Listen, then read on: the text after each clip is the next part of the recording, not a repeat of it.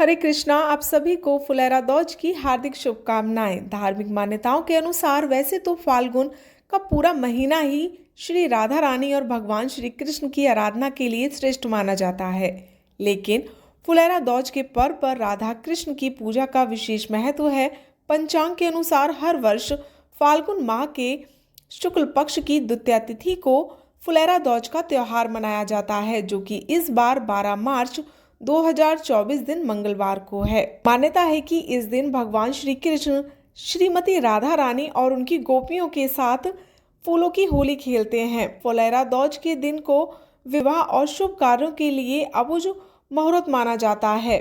कहते हैं कि आज के दिन बिना किसी मुहूर्त के भी कोई भी शुभ कार्य किया जा सकता है। ब्रजभूमि में भगवान श्री कृष्ण के मंदिरों में फुलेरा दौज का त्योहार बड़े ही धूमधाम से मनाया जाता है। मान्यता है कि इस दिन रंग बिरंगे और सुगंधित पुष्पों से भगवान श्री कृष्ण और उनकी प्रिय राधा रानी की पूजा करने से वैवाहिक जीवन में प्रेम बढ़ता है। सुयोग्य जीवन साथी की कामना के साथ इस दिन कुंवारी कन्याएं भी भगवान श्री कृष्ण संग राधा रानी की पूजा करके उनके लिए व्रत रखती हैं।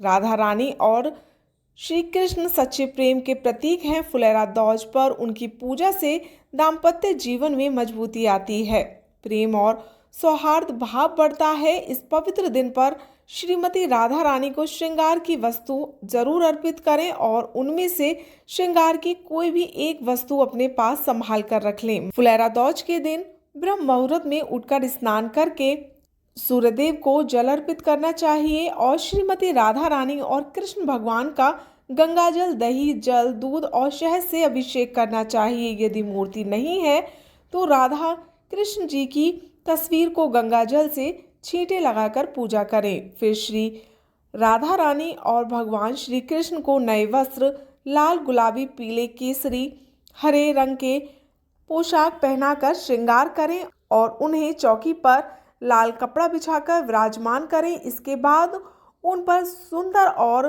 ताजे पुष्प चढ़ाकर नवेद, धूप, फल, अक्षत समेत विशेष चीजें अर्पित करें।